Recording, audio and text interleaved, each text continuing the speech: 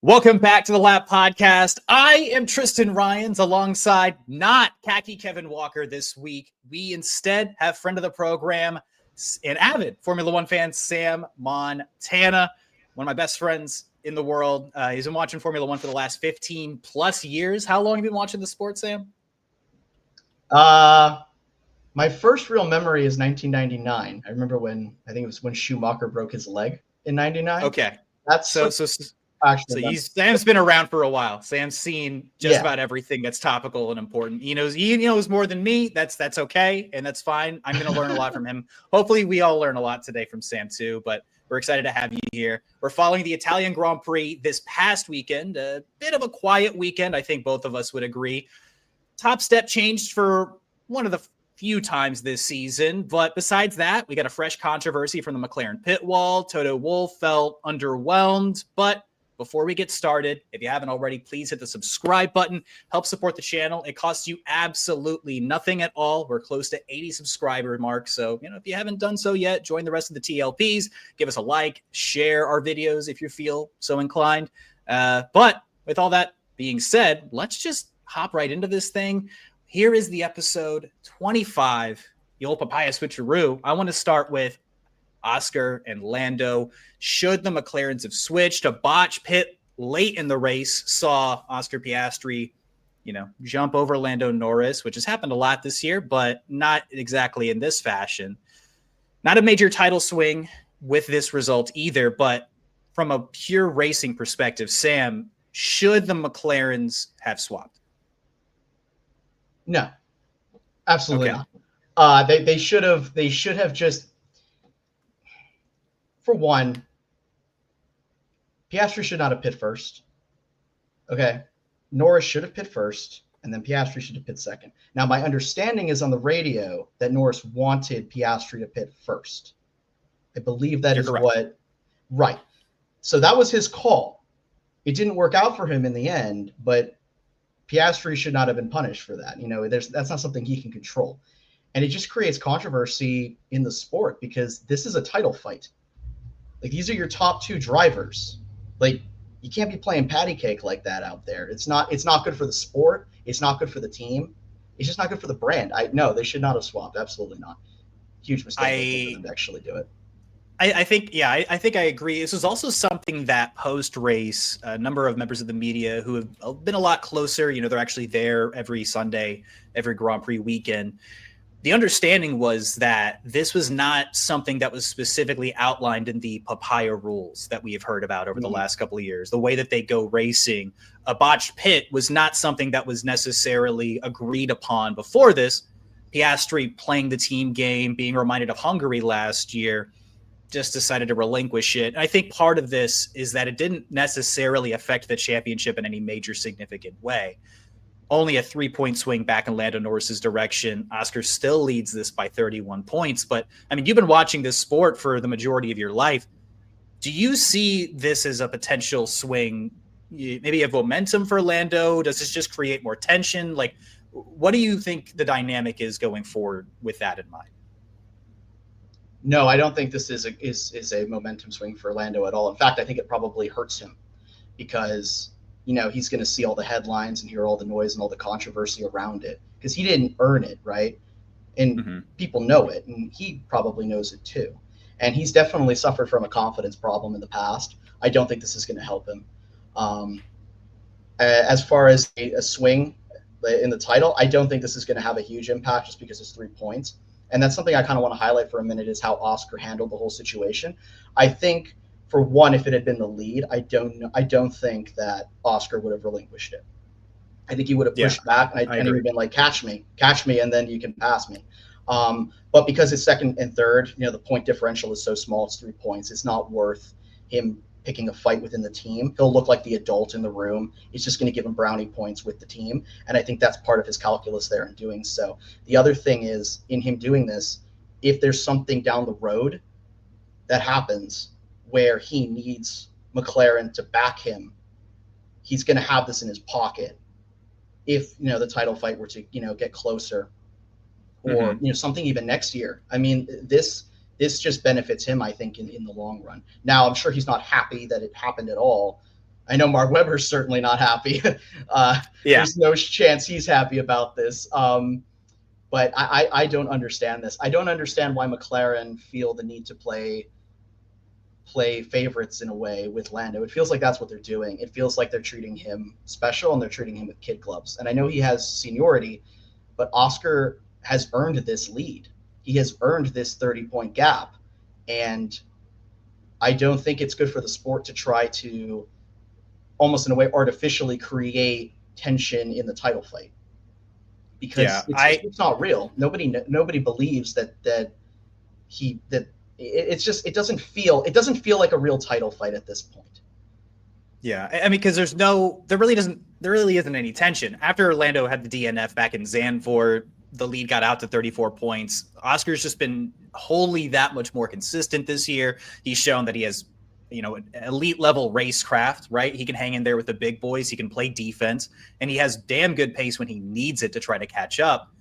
This, in comparison to like Hungary last year, where Lando relinquished that win over to Oscar, I think that, contextually for Oscar, this is, like you mentioned, something he could just put in his back pocket. Giving up a second place in a race where, you're only going to lose a net of 3 points versus giving up a race win in the middle of a championship battle, very, very, very different. And having this in this back pocket, I think just serves as nothing more than a positive thing for him. Outside of this, you mentioned just the dynamics of it. This doesn't feel like a very tense battle, though, overall. Like, even with the 34 points between teammates, you would imagine that Lando might be a little bit more competent within that 34 points. McLaren do seem to have put this like shell around him of, well, if we can benefit you in some way, by all means. I don't necessarily know that they feel the same way about Oscar beyond that one time in Hungary when the championship was pretty far out of their grasp at that point for the driver's perspective anyway. I think relatively it's boring. It kind of sucks. You kind of want to see these drivers have some attitude towards each other, but I don't know what kind of wording is within their contracts that have got such a chokehold from McLaren over them to say, you're going to relinquish this position if we want you to or not. As far as this championship stacks up, historically speaking, has there ever been anything kind of like this where it's been this kind of milquetoast when it comes to the dynamics between drivers, even inter-team? At least that you can remember. Because it's not like you would have ever seen this from Senna and Prost when they were battling in like 88, no, right? Like you never would have seen this from even the Hamilton and Rosberg championship. They were at each other's throats all year. That's probably the closest I can come to, because the problem with some of these other, inter-team title fights, you look at something like back when Schumacher and Massa were together, it was very obvious, like Schumacher's the top dog. Like that's his title. And Massa's going to do everything he can to really help Schumacher. You also have, who was Rubens Barrichello before that. When you have that top car where everybody's kind of chasing you, it's nice when there are two drivers that fight. And I think everybody thought that Lando and Oscar were going to be that, because they are such talented drivers and they have a lot of experience. So it should be like Nico and Hamilton. And it's just not. And it's really disappointing to see. Do you think it's part of the personality, these guys too, though, where Lando's been a lot more, I would say Oscar has more of that edge to him that maybe you see out of a guy like a Lewis, right? But Lando doesn't have it the same way. The mentality's so different, and maybe that's just a lot more reflective of that. What do you think? Yeah, I mean, really, the title fight at the end of the day, a lot of it is a mental game, right? It's about who can make the least amount of mistakes. And Lando has been making more mistakes. We go back to last week, the Dutch Grand Prix. He gets the DNF. And if he hadn't crashed in Canada, he'd still be in this. The gap wouldn't be what it is now. And that's why being the consistent driver is really important. Being the more consistent driver is really important in a title fight because, technical issues are going to happen, right? Crashes are going to happen that are out of your control. But when you can control what you can control it, actually don't make those mistakes. Like Norris crashing out in Canada, that probably decided the title fight, really, because I'm sure at some point Oscar might have a DNF as well. But he's just going to keep stacking these points, and it's just going to get bigger and bigger. The gap's going to grow and grow just because Oscar's so consistent. He's very level. He's just very calm. He doesn't get too high. He doesn't get too low. He just does his job, just races the car. He'll complain now and then, or he'll give his thoughts, but he doesn't let it bother him the way that Lando does. Lando can get shook. And I think he's grown this year, though. I think as the year's gone on, he's gotten better and better at handling that. But I think the first chunk of the year has really cost him. And it's a little too late. And then the incident ends then where the car just failed out from underneath him. It's just kind of gone away. You can't make those mistakes, right? I'm curious to see, though, what the long-term view looks like. And maybe I know I'm asking you a lot of questions here, but I am kind of curious. What breaks between one of these guys, even beyond just this year? Let's look ahead to the next regulations. Somebody's contract's going to expire at some point. Whose team does this really end up being at some point? Is this one of those deals where maybe Lando's fed up because Oscar's now matched him this year? We've seen that he can compete with him at a championship level unfazed. Does this become Oscar's team for the foreseeable future? Is this a dynamic that just kind of continues and we'll just see what happens? Like, who leaves first in your estimation? Does Lando get an ego and go, you know what? I still feel like I've got it. I'm going to go drive for, I don't know, Alpine and try to win a championship, similar to like a Ricciardo leaving Red Bull, trying to prove himself situation, maybe? I mean, you would think it would be Oscar's if he wins the title this year, but Zach Brown and McLaren seem pretty set on it being Lando's team in a way, in the way that they're acting and treating Lando. So I don't know. I mean, the problem with this dynamic is when you have two drivers that are this talented driving the same car, and the car is this far in front of everybody else, it's inevitable that there's going to be a split. You know, you saw it Mercedes with Nico and Hamilton, Red Bull to a lesser extent back in the 2010s, back at McLaren with Senna and Prost. I mean, it just McLaren again, Alonso and Hamilton too. And we're going to have to see what the car looks like with the new regulations. That's really going to tell us if there's going to be a split with the drivers down the road. I don't think they split like this year or even next year. But yeah, I think they're on some pretty lengthy extensions. So. Yeah, but I wouldn't be shocked if in 3 years, if things continue on this trajectory, that one of them leaves. Again, I would think it would be Piastri, but I mean, if he feels like they're giving Lando special treatment and he's like, you know what, I can go somewhere else and not deal with this. I can go to Ferrari, or maybe, you know, Aston Martin gets it together, Red Bull gets it together. One of these teams, why wouldn't he go, right? I mean, we'll have to wait and see, though. I mean, this sport, every year's different. The cars are always different. It's such a volatile sport. It's very possible. I just don't know yet. We just don't have enough information yet.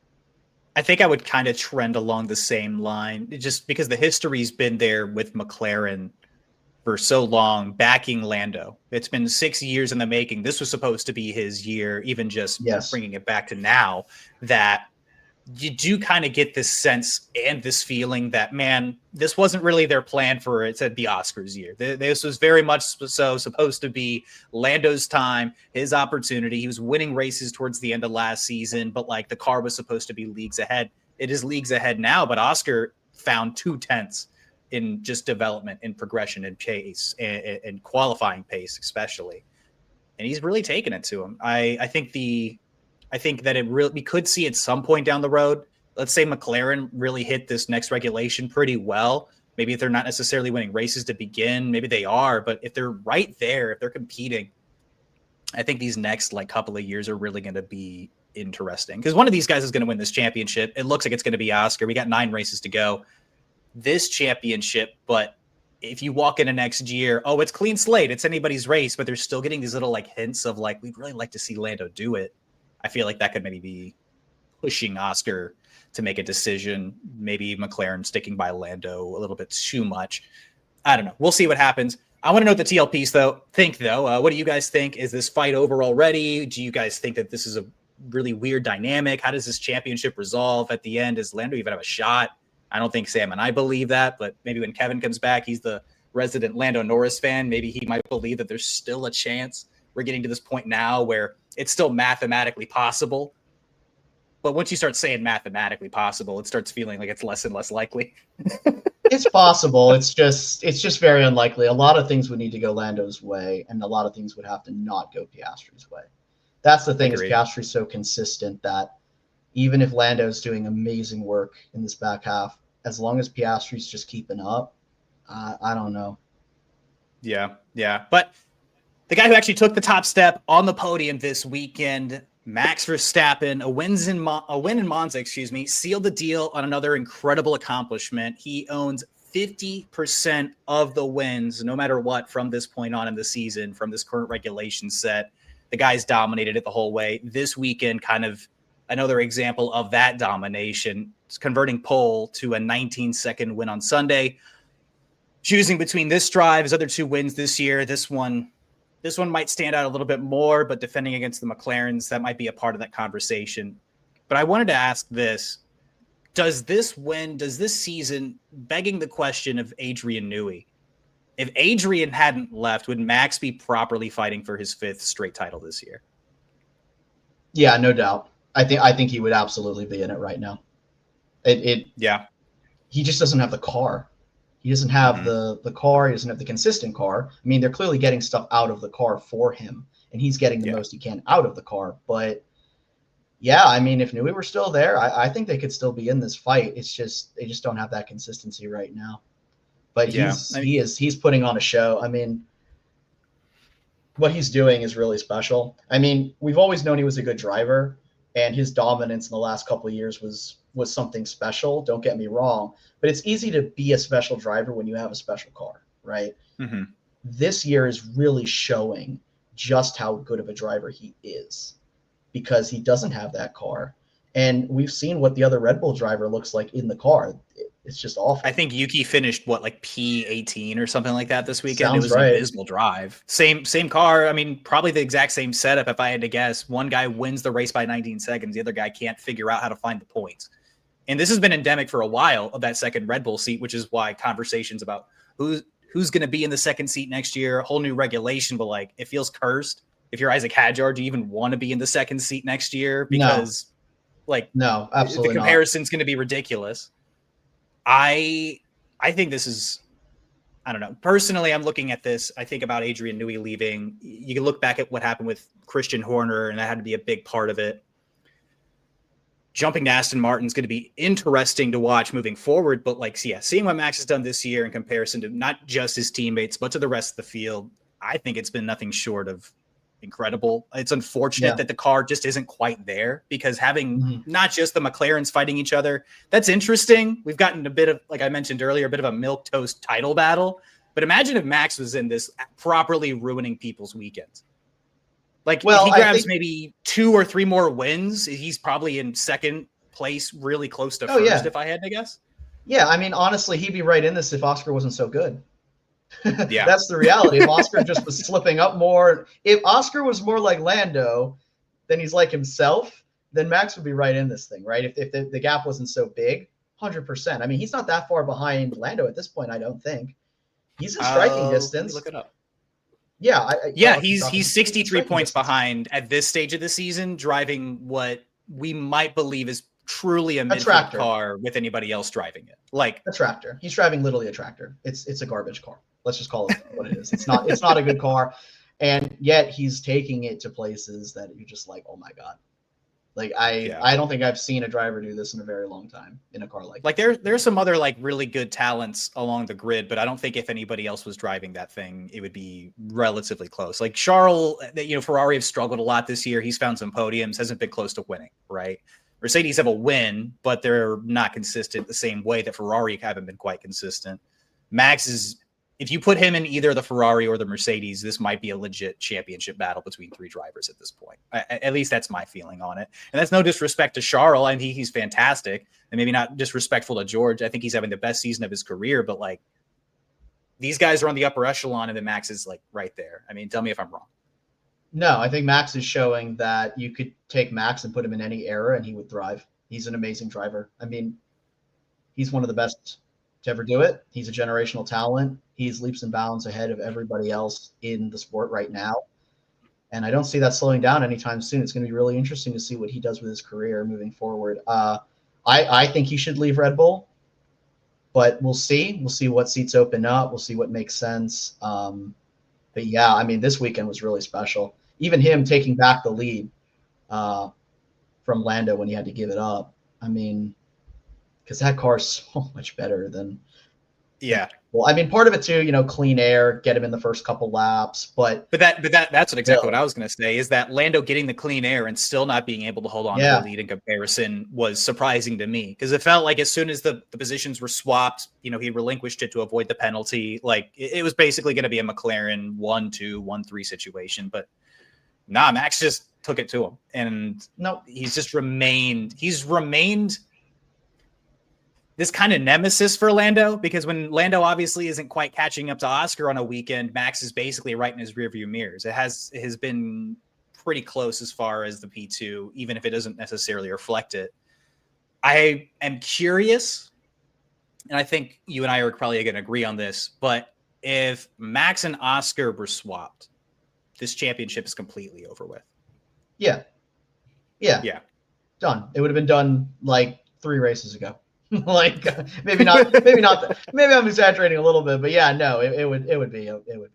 It'd be a foregone. Like Oscar's impressive, but if you replace him, put him in the Red Bull, I don't know if he's necessarily even P3, with all due respect. And I do think Oscar is, generally speaking, the best driver of the season. I mean, doing what he's doing, championship pressure, your first time at a proper championship opportunity, and you're winning all these damn races. But yeah, Max is.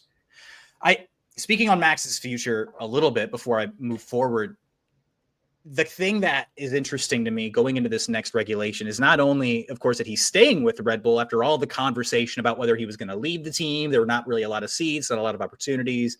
Mercedes is going to move forward with their pair.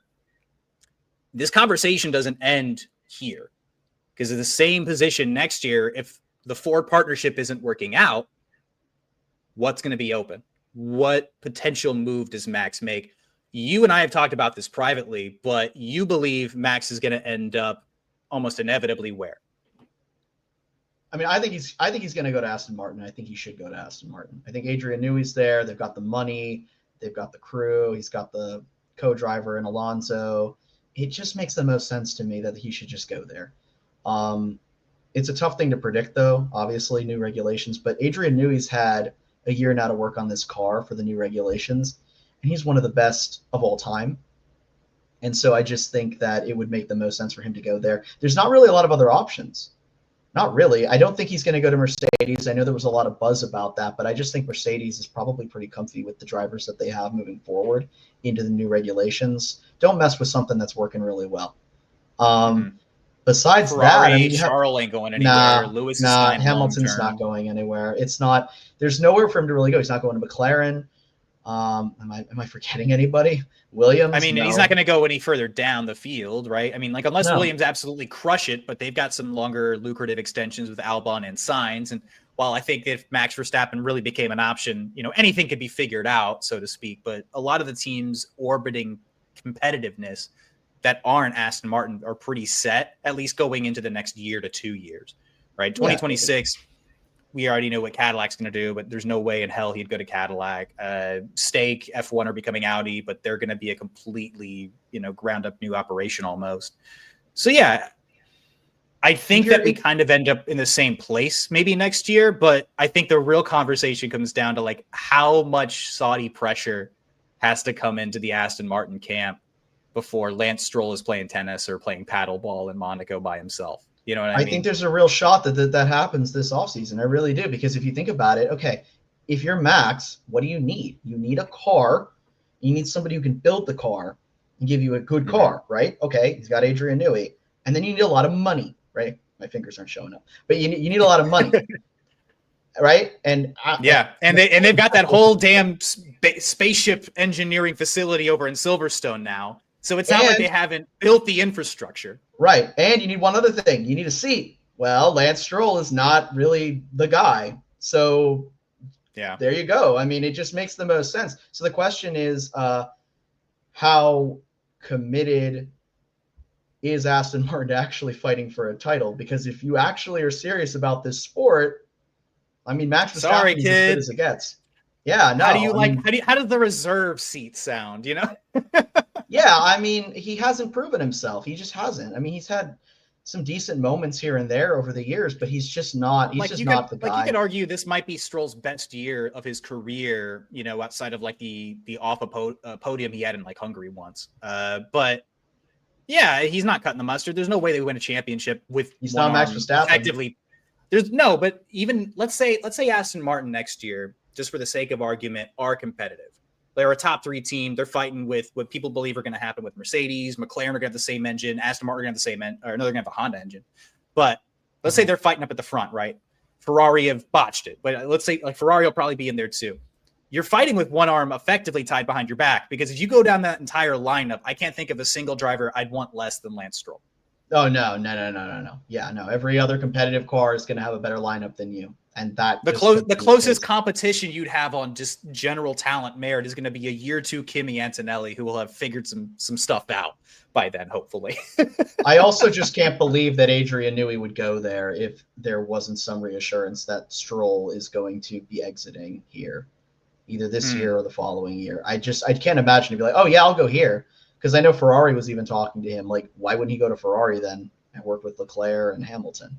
You know what I mean? Yeah. And I know money's involved there, and also, like, you know. I mean, they gave him what's the equivalent of like $100 million, something along those lines, for 3 years. So it's they paid him very, very well to be there. I mean, money can really speak to you. We're both NFL fans. We saw what happened with Myles Garrett. I want out of Cleveland so bad. How does $45 million a year sound, right? And it doesn't sound like a problem to me. So the thing is, though, he's made a lot of money over the years. So to him, I mean, money is important, right? That's generational wealth we're talking about there. But at the same time, he's made a ton of it. He's like in his mid 70s at this point too. It's not like he's sticking around to like, you know, use a load of it. Yeah. He's just looking for a challenge at this point. I think he's like, cool, new regulations. Let me go to a new team and build an entire thing from scratch. I love doing that. I've done it at Red Bull, did it at Williams. Like, yeah, it just. I think that makes the most sense for Max, but we'll see. I mean, maybe he'll just stick it out at Red Bull. Maybe he really likes it there and he has faith in them. Only time will tell. I mean, the leadership change with Red Bull too is part of it. I think Lauren Mecky's being promoted up, taking Christian Horner's spot. Obviously, Horner and Jos Verstappen butted heads a ton over the years. Saw that a lot in the media. It's not like he was necessarily getting along with Helmut Marko towards the end of that relationship. Dietrich Mateschitz, who was a major player behind the scenes for Red Bull, no longer with us, died some time ago. Mm-hmm. And the tie backing, I think they just lost faith. At a certain point, it was like, this is getting too stressful. People are leaving us, even while we're not winning races the same way we were. People are just jumping ship because they don't like you. And I think the culture change might be some reason that he might stick around. If the second driver opposite of him, let's say it is Hadjar, new regulation, they this clean slate the car. They're not building it just for one guy anymore. Maybe the teammate might be attractive too, but the problem with that is we know that Max doesn't really care about culture, clearly, because he stayed at Red Bull. He wants to win, right? He wants a car that's competitive. So I think at the end of the day, that's going to be the most important thing. I just don't. But I'm saying, I guess what I'm getting at is like, if there's signs of encouragement there that things are going to get better. Like obviously the first year, the Ford relationship isn't necessarily going to be great. Nobody's expecting it to be perfect from get-go. It's a huge undertaking, even if they're only putting together 30% of the power unit. 30% of your engine, you know, is very volatile. That's probably not going to be great year one. But if there's some signs of positivity there, let's say he's hanging around podiums, maybe he grabs the odd win here or there, right? Does that keep Max Verstappen sticking around? Maybe, but the thing is also the field's going to be more competitive next year because it's new regulations. The gap isn't going to be as large, right? Everything's going to get closer together. So Ferrari will be in this, Mercedes. Yeah, right. Well, let's assume Ferrari's going to be in this. Mercedes is going to be in this. McLaren will still be in this. It might take them a little bit to get into it, but they'll be in it. Williams could be in it. We don't really know what's going to happen with Cadillac and Audi. Like, it's going to be really tough for Red Bull to just kind of be in it if all those other teams are also competing and have kind of had they're just a more cohesive team building into these regulations. I just don't have a whole lot of faith in Red Bull in the next couple of years. They seem to be trending down, not trending up. But we'll see. I mean, maybe it could happen. I just think if I were Max, I would probably be looking at trying to get out and go somewhere else. But it only makes sense if the offer is right and the fit is right. I mean, because it's not like they're not paying him well. But nonetheless, we talked a lot, kind of gone off the rails from where it started, but a good conversation here. But I just want to know what the TLPs think. Make sure to comment down below. You know, do you think that we're off our rockers, that we're crazy? Like, where does Max end up going? There's a lot to like really dive into, but I just want to know what the TLP community thinks. Moving on, though, another little highlight, something that was in the news. It was at least catching my timeline on Twitter up quite a bit. People thought that Toto Wolff was being a bit too hard on his young Italian driver, Mercedes Kimi Antonelli. They've been up in arms over these comments. Kimi Antonelli finished 9th after a rough start in the feature race. He lost 4 positions, recovered back to 8th. Black flag for exceeding track limits, pushed down to 9th. Toto Wolff called the performance underwhelming. After a P6 start, not necessarily great. You can't put the car in the gravel bed, expect to be there. All the race was underwhelming, according to Toto. Is there merit to that? How do we feel about it, Sam? I'll let you go first. I mean, yeah, it is underwhelming, but not surprising. I mean, you and me had this conversation before the year started. I was very skeptical about Antonelli actually being able to really compete in the sport this year, just because of his age and his lack of experience. And he's showing it.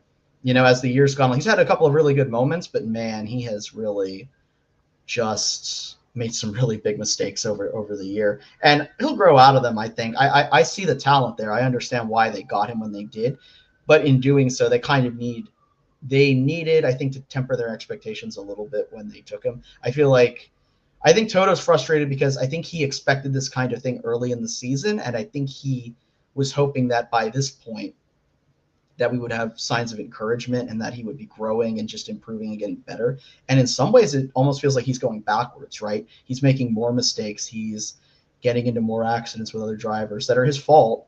And he's put it in the wall a few times. I mean, it's the incident. It's an interesting situation where he went into the gravel trap. Yeah. Right. Yeah. I mean, it's going to be interesting to see what happens there. You know, I was talking about, Max isn't going to go to Mercedes, right? Why would you mess up that lineup? But at the same time, I can also see the argument of like, well, you know, maybe Antonelli, I don't know, right? The kid doesn't quite have it yet. If you have this competitive car and you get Max Verstappen, I don't know, maybe you do go get Max. So, I mean, we'll have to wait and see, but I don't think that's going to happen. I think they're going to give him another year. They're going to hope that he just continues to grow as a driver. He's so young. Yeah. He's so young. He's 18 years old too. Yeah. That's the other thing. Yeah. Like, he's a kid. People throwing their arms up and saying, wow, this guy doesn't belong. Or like, you know, maybe he should have stayed in F2. He probably should have.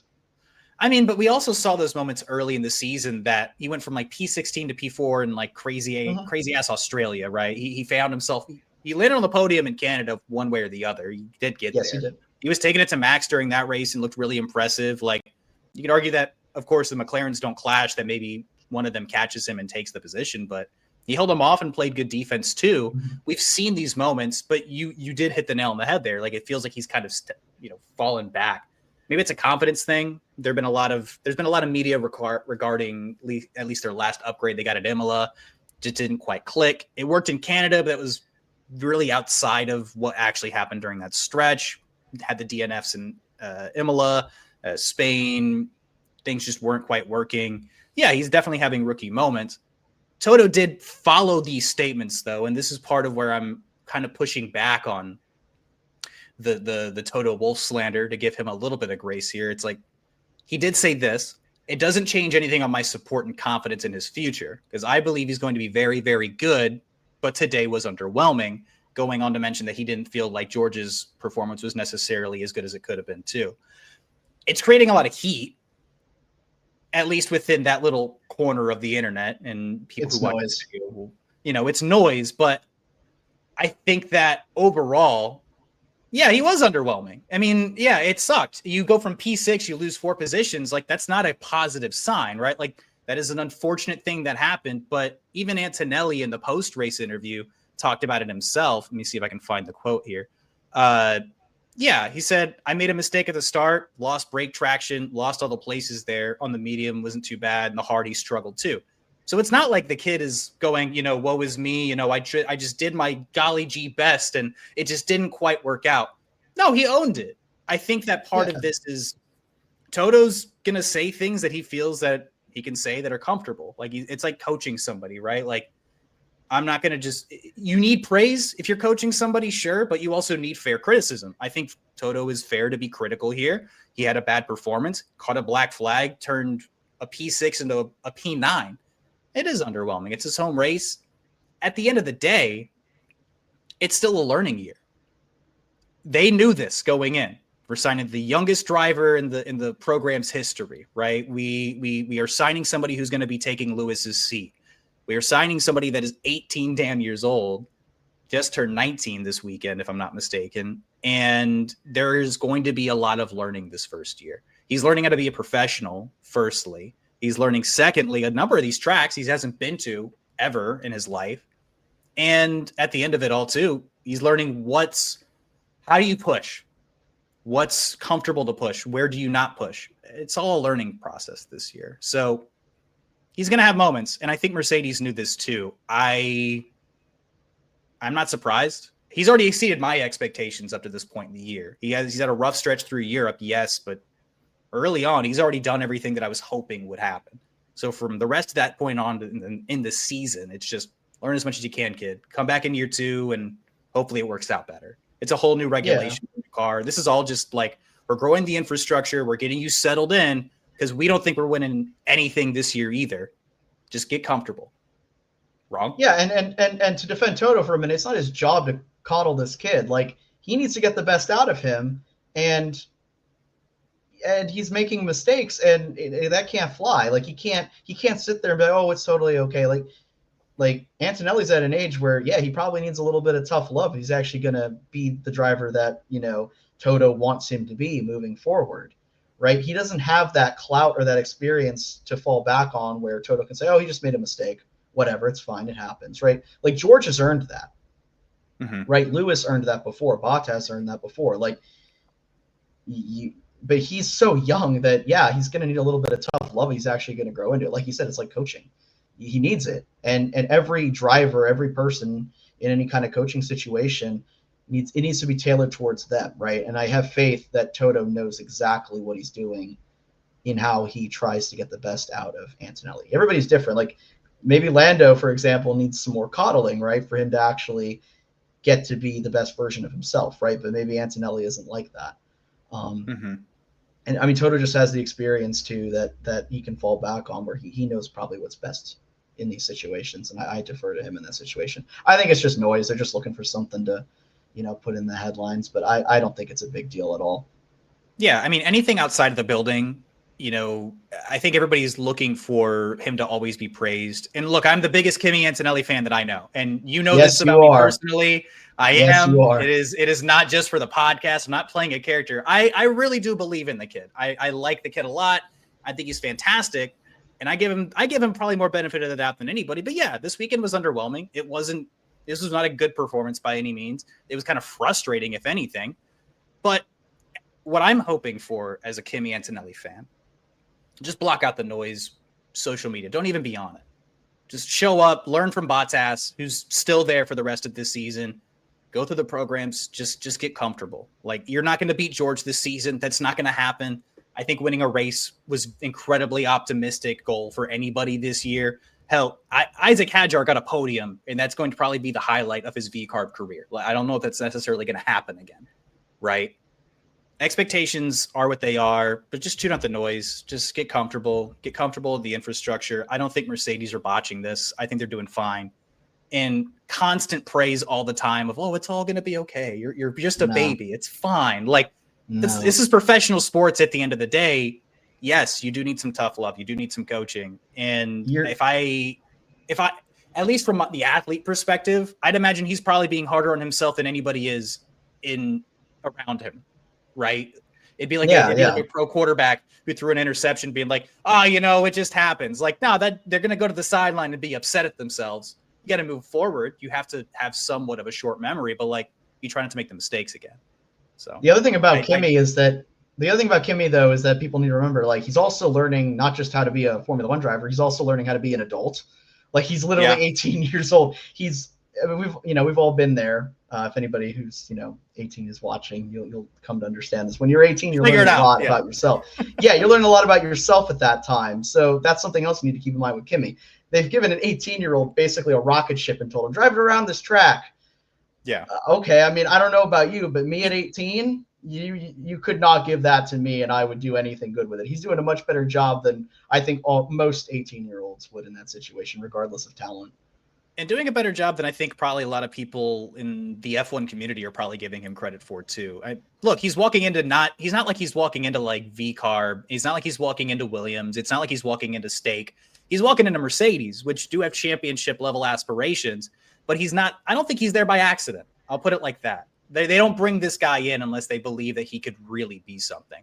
I've heard Toto talk about him and kind of liken what they're trying to do with him to what McLaren did with Oscar. They brought him in when the team wasn't necessarily planning to win anything, let him develop for a year as they developed, and now they're reaping the rewards of this.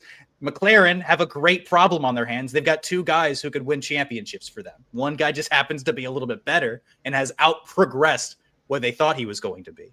But it's a good problem to have two guys that can win you races. Mercedes are trying to do the same thing.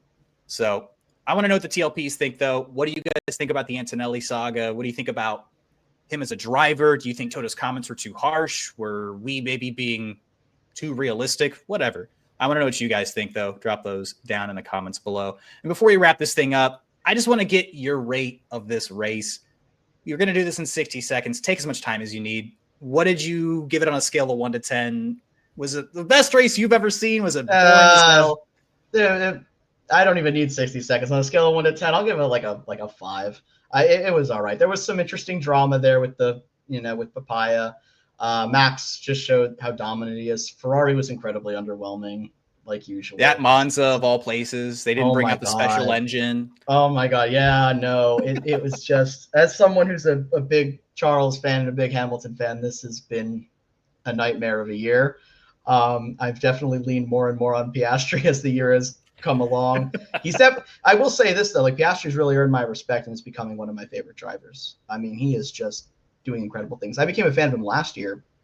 Mm-hmm. Actually, I think it was at Monza. The way he handled Monza last year was really where I went, okay, no, this guy's got some fire to him. I like him, and he's really growing into one of my favorites. But overall, I'd give it like a 5 out of 10. It was all right. It was an okay race, nothing crazy. Quickly, right? Wasn't it like the fastest race they said ever? Yeah, this is Monza. I've listened to a few comments about this. Actually, I sent you guys a video about this today, but Piastri talked about it in an interview a few months ago that Monza is actually the shortest race on the calendar just by time because not usually a lot of incidents. It's a really, really, really fast circuit and there's not a lot of cornering. There's not a lot of places to mess up. Right. So yeah, you only have like 7 or 8 turns the whole way. Then you have the parabolica and that's it. It's a lap that's over in like a minute 20. So, yeah, it's a short race. I think it was over before kickoff for Sunday if you started watching the race like 2 hours before. So I woke up, watched it at 10 o'clock my time. Football was on by noon. I had a little buffer between there. It was great. But overall, this race, my opinion, 4 out of 10. It's not a lot of action, for being honest. Medium level of controversy. I wouldn't really even call it a major controversy with the McLaren stuff. Like a medium. Medium. This wasn't nearly as controversial as when it happened in Hungary last year. I'll put it like that. Because last year was for a race win. This is for the 2 places on the podium. You know what I mean? It's not a big deal. It doesn't change the complexion of this championship. A couple of incidents, but nothing earth-shattering that changed the complexion of the race. I think at most we got like a yellow flag for a moment when Sainz and Behrman collided, and maybe when Alex Albon went off track when Kimi forced him a bit wide. Yeah. Most tragic part of this weekend was Hülkenberg's did not start at the formation lap, which you're a part of my personal P10 league. We play P10 here on the podcast. It was a rough weekend for you. Yeah, I picked Hülkenberg for P10 and he didn't even start the race. And I was just like, what? This just isn't my year, man. It's fine. It is what it is. It's so luck-based. It's fun, though. It's a lot of fun. But it's luck-based. It really is luck-based. So. Oh, 100%. I mean, I don't know. There are some people in our league, though, that I don't know, man. I don't know how they keep doing it every week. That's more of a personal thing. But this race in my nutshell, his luck will run out. in a nutshell, though, this race could have been an email. I like to put it like that. Yes, that's a good way to put it. That is a great way to put it. You can watch the highlights. This is the one just throwing the highlights. You didn't miss anything. Yeah, maybe not even the race in 30. You could have gotten the 10. No, not even the race in 30. Yeah. Well, look, Sam, you've been an absolutely wonderful guest / fill-in for Kevin. We'll have to do this again sometime. Maybe the 3 of us will come on and do this together sometime. That's going to do it for this episode of the Lap Podcast, though. We want to thank you guys so much for watching or listening all the way till the end. And if you're gotten this far, what are you doing if you aren't subscribed? Hit the subscribe button. Become a supporter of the channel. It costs $0.00 to give the TLPs some love. Look, I'm excited to catch you guys for the next episode. No race this weekend, but we're going to come back to the streets of Baku. Until then, be safe, be well, and let's go racing.